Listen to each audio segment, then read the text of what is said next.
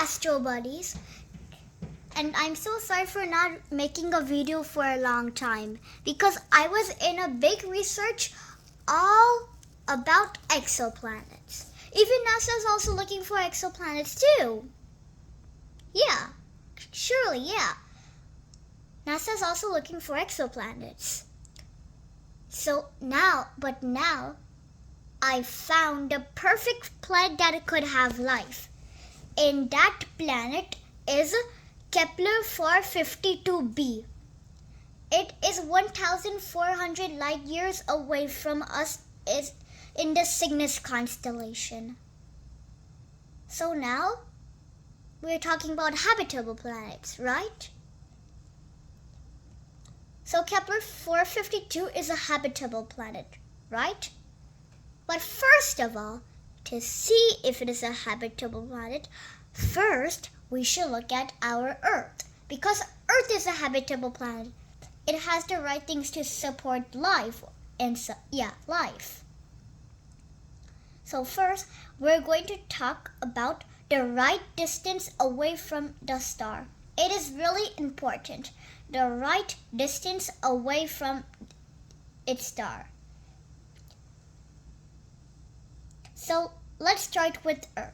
So Earth is 93 million miles away, equals 150 million kilometers, and it equals 1 AU, like 1 astronomical unit from the sun.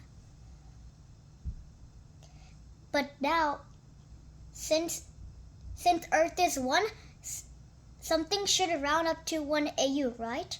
So it should have the right distance from its star, right? So now let's compare Kepler-452 to its star now. So it's the right distance away from its star too. Just a little bit, just teeny bit farther than its star from its Earth. So it is 1.04 astronomical units, which is 0.04 more astronomical units than the Earth, which is fine, which is okay. But now, I have 2 facts for you. So the first fact is to have the right distance away from the star, you need a G2V star, means you need a yellow star. Yeah, you need a yellow star. And also, what you need, you just need a yellow star. Because if you have a red star, then, if it's the same distance from the Earth, then the planet is going to be too cold. If it is like if the sun was a red dwarf star, means the sun is going to be a lot smaller than the sun, and also the Earth will have too less sunlight, and also to be a habitable planet we need sunlight, right? Well, red dwarf stars doesn't produce that much sunlight, and then we're going to talk about later, okay? So now, second is we can't have a very low mass. Do you know why? Well, I'm going to tell you. So the atmosphere will be stripped away, like the atmosphere. The water we drink, the waters in the oceans, like Atlantic, Pacific, the water in them, they're going to all disappear, and then we're going to be so cold. And also we need water to survive, right? And also it's pretty cold. Then if a habitable planet's pretty cold, then you might die early, right? Yeah. Do you get it now? Okay. So now the third thing is rotating on its axis. Watch out. It is pretty important. So So rotating on its axis. Now let's talk about that. So Kepler. So then the meaning is that if a planet rotates on its axis, then we will have seasons like winter, spring, summer, fall. They are the seasons, right?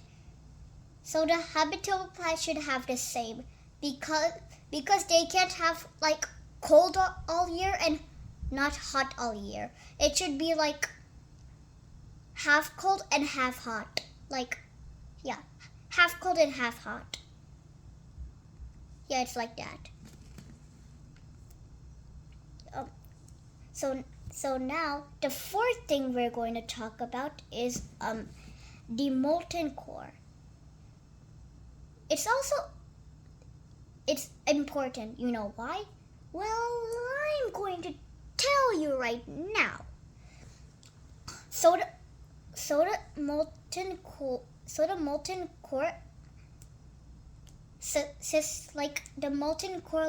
makes Earth's magnetic field. It pretty sure makes. It makes the Earth's magnetic field, which is also pretty good because the magnetic field, do you know what it does? Well, it does, it protects harmful rays and gases from its star. So now if you don't understand, then listen to me. So there is a molten core, and so there's a molten core, and the circle I made is Earth. And so I'm showing my finger too, right? That's where the molten core is. And then it supports Earth. Then it makes Earth's magnetic field. The magnetic field is bigger than Earth. And then some sun's harmful ray and gases. So the sun's harmful rays and gases are coming towards Earth, and then Earth's magnetic field is going to help that. Yeah. Wait, just for. Okay, so the fifth thing is about the atmosphere. So do you know what is the atmosphere? Well, I'm going to tell you. The atmosphere means a planet can support life. Yeah, a planet can support life. And then and guess what? It also protects from harmful gases. It also protects from harmful gases and harmful rays of the sun, which is pretty cool often, right? So now, the most important thing is O2, which means oxygen, H2O means water, and then land. Listen to me. This is pretty important because O2, H2, and land means you can breathe. You can breathe in and out. Then H2O means water that you can drink, to become healthy. And then land. Land, right? Yeah, land. So before we were talking about Kepler-452B, right? Yeah, we were talking about that. So it has the same thing. O2 means you can breathe. H2O means there is water, and then land means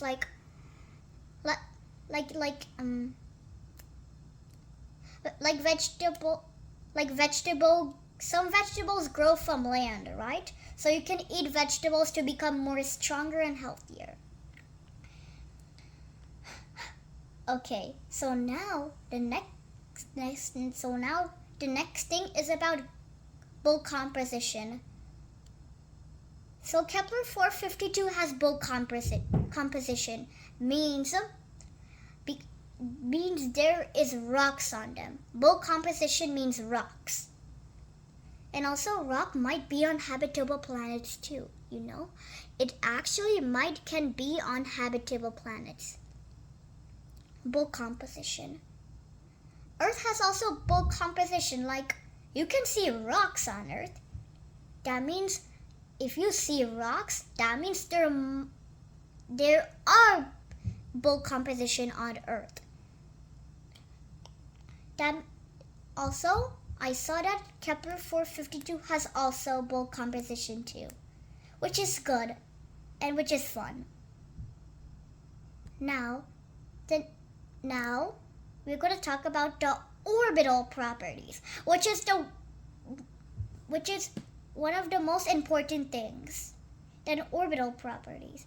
So we're going to talk about orbital properties right now. So in orbital properties, so it's all about orbits, right? So first, let's see Earth's orbit.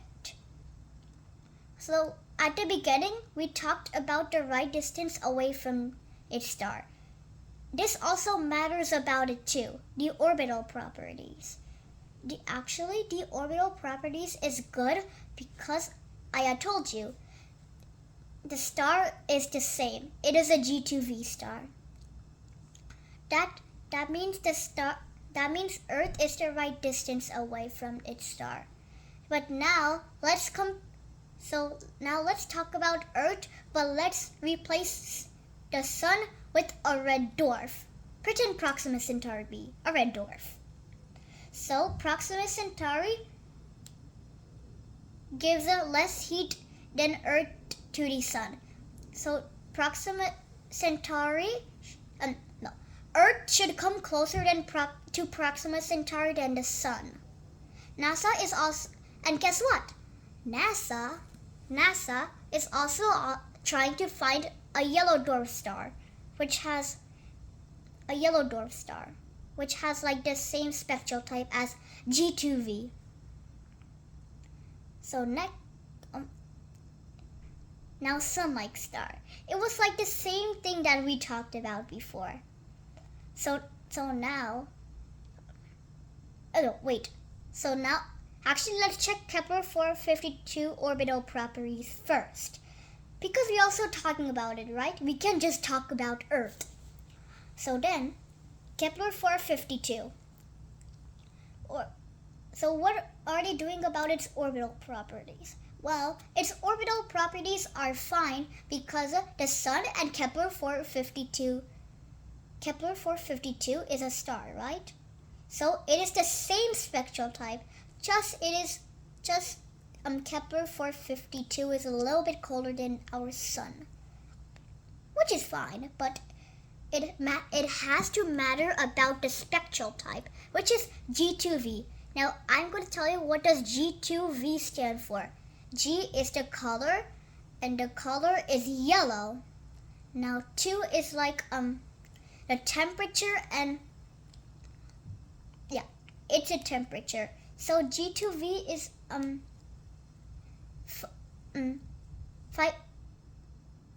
5,700 to 5,800.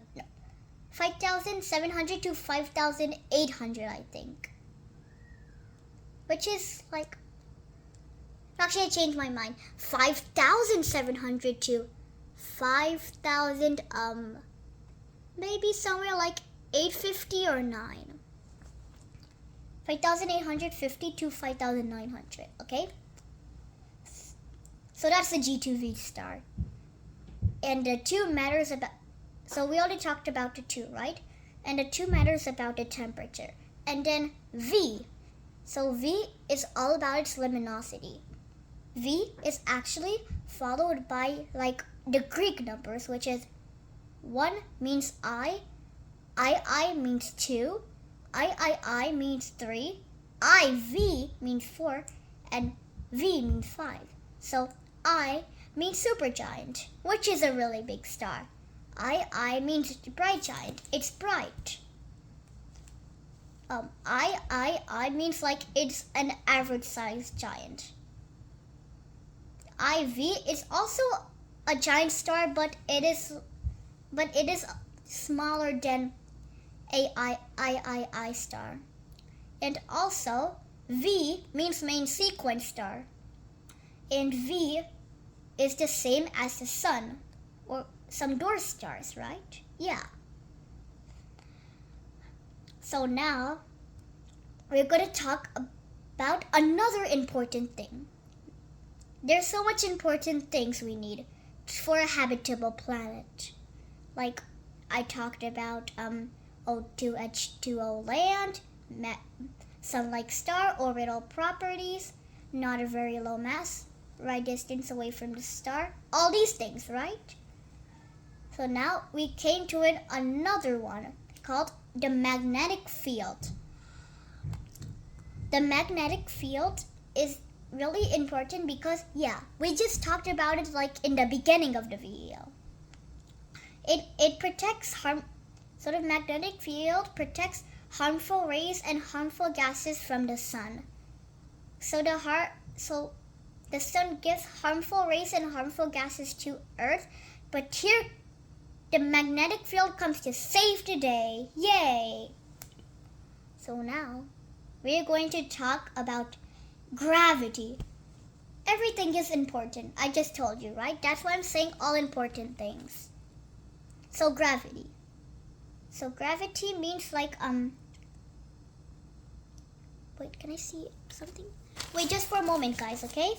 Wait just for a moment, Astro Buddies.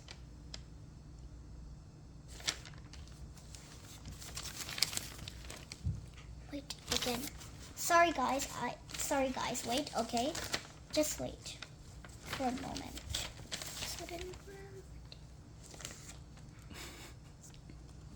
That's okay, you can check your notes. Don't say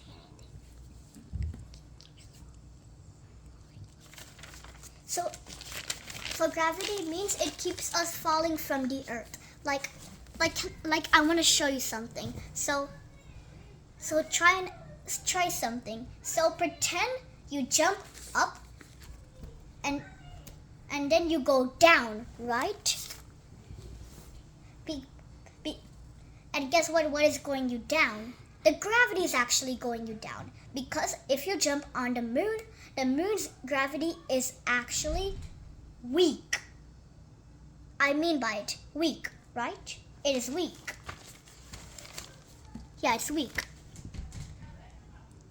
So if you were to jump on the moon, it would reach higher than the earth because there is less gravity on the moon than on the earth. Do you understand now? So now, now, if you also were to jump on Kepler-452, then it would be perfect. It would be like almost Earth, you can say, right? Yeah, almost Earth. So now we're going to talk about potential chemical potential chemical interaction. So do you know the meaning by it? Well, right now I am going to tell you. Wait, one thing behind. And also in gravity, Kepler-452 has the right gravity. Okay, yeah, it has the right gravity. Because it is like a habitable planet, right? So it should have the right gravity. Okay, so now we're going to talk about potential chemical interaction. So now, the meaning by it is like when atoms meet together to make compounds, like H2O, you can say, right? Two hydrogen atoms because it's saying H2, and then one oxygen atom because it's saying no, just one oxygen atom. So two hydrogen, one oxygen. That means it equals a compound called water. So now I have a really important thing to tell you. So think of something. Think a paper is torn, a paper is burnt, a paper is then a paper is no, actually not paper anymore. And then the third one is re-respire, means like you're breathing in and then breathing out. That's called re-respiring. And the fourth one is water converted to ice. That's the fourth one, okay? So now we're going to talk about physical changes and chemical changes. So physical changes means the shape changes, the size change, and it's and like the sides chain, like the corners chain of the shape. Like pretend a square. The sides of the the corners of the square will become more curvier, you can say. So now we're going to talk about paper is torn. So paper is torn means it's a physical change because it wasn't any compounds that made it torn, right? Or then that would be silly. So now what we realize is the shape. So the square became into two rectangles, right? Then the third one, the second one, so paper is torn is actually a physical change. So now paper is burnt. So paper is burnt. Paper is burnt is so what is paper is burnt? Is it a physical change or a chemical change? It is actually a chemical change. You know why? Because paper is made out of burnt is made out of ash and smoke, which are like compounds, you can say. No. So actually burnt is the compound and ash and smoke are like the atoms, you can say, kind of. So then the third one is re-respire. That means you're, like I told you, you're breathing in and then out. That means when I breathe in first, then oxygen comes out. Oxygen comes. And then when I breathe out, then CO2 goes. So oxygen comes and then CO2 goes. Which are like atoms. Remember, I told you atom plus atom equals compound. So oxygen. So O is oxygen, and I think C. C is maybe C is maybe chlorine, I think. Carbon. Oh, my bad. C is maybe carbon. Never mind. Sorry. So C is actually carbon, not chlorine. I'm so sorry. So now let's do the fourth one. Water is converted to ice. Well, this is a little bit hard now, right? Oh yeah, it's a little bit hard. Water converted to ice. So then as we talked about, we were talking about water converted to ice, right? Water is converted to ice.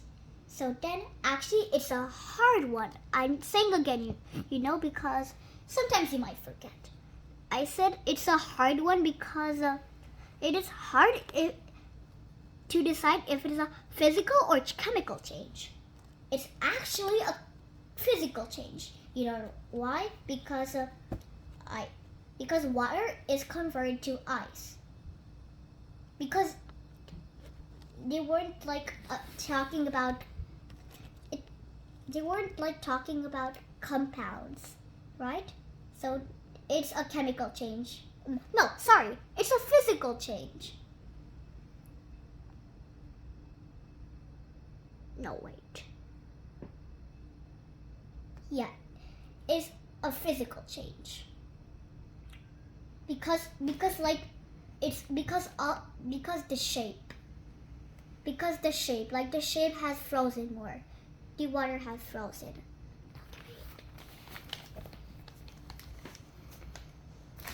So now this it's one of the most important things ever we eat. It is a habitable planet.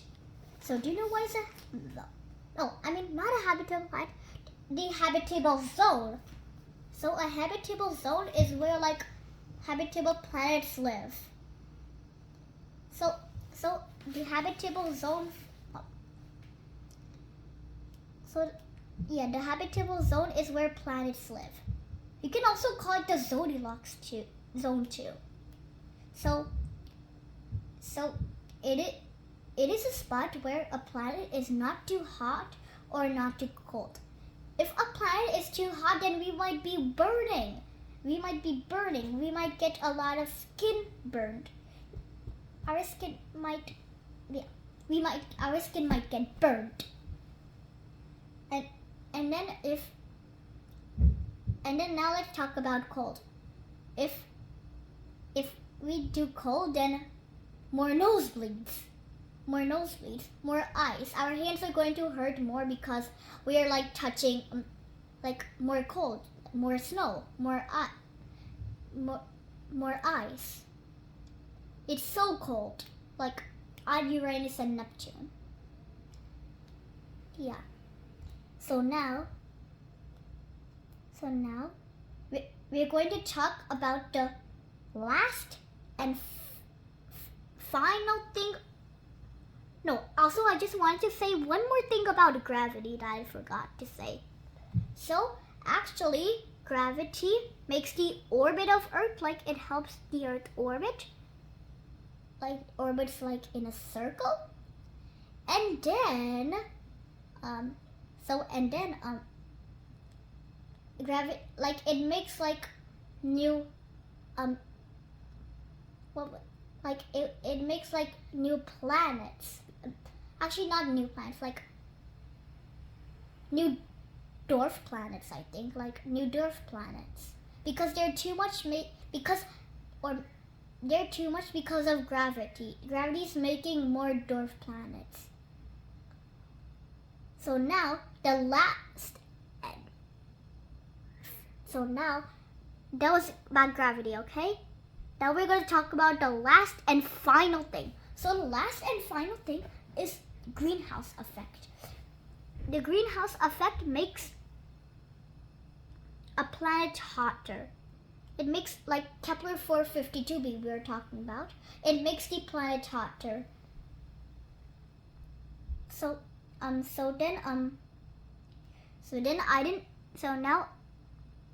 now I'm going to see my list to see if so the greenhouse effect makes a planet hotter. Yeah, it makes a planet hotter. Like because by 2050, Earth is going to increase its temperature by 1.7 degrees Fahrenheit or Kelvin. So now we're going to look. So now I am going to look at my checklist. You know why? Because I'm going to tell you if Kepler-452b had all of the checks or not. Right distance away from the star? Check. Not a very low mass? Check. Rotating on its axis? Still we have to find more about it. Molten core? Check. Because like magnetic field. The molten core makes the magnetic field that supports like harmful gases and rays, like it protects that from Kepler-452b. Atmosphere, yeah, check. It has an atmosphere because if there weren't no atmosphere, then everything like the planet's going to be so cold, and then the water is going to be stripped away. Then O2, H2, and land. Check. Bulk composition. Check. Orbital properties. Yeah, the orbital properties is good because the Earth is 1 AU, means 1 astronomical unit its distance from the star, from its star, the sun. But now let's talk about Kepler-452. So Kepler-452's distance away from its star is 1.04 AU, just a little bit more than Earth. So it's like, oh yeah, it's like rounding up. So now, sun-like star, check. Magnetic field, still question on it. Gravity, check. Potential chemical reaction. Again, potential chemical reaction means like they're compounds. Like I had an example for you, like H2O. So there are two hydrogen atoms and 1 oxygen atom. So now in the habitable zone. So in the potential chemical reaction, Kepler-452 has also the same thing. Same. So in the habitable zone, check. Greenhouse effect, check. Plants made out of rocks, not gases, which means like it's like bulk composition, as you can say, and check. Okay, so bye, and also the next video is also going to be about so I'm gonna find some more exoplanets on my research and tell you all about it. Because Kepler-452 is not the only planet that can have life. Many exoplanets can have life, and guess what? Who is discovering it? The James Webb telescope is discovering it. So we're gonna find out next time. So bye, and stay safe, stay healthy, and study more about space by me, Astro Buddies. Bye.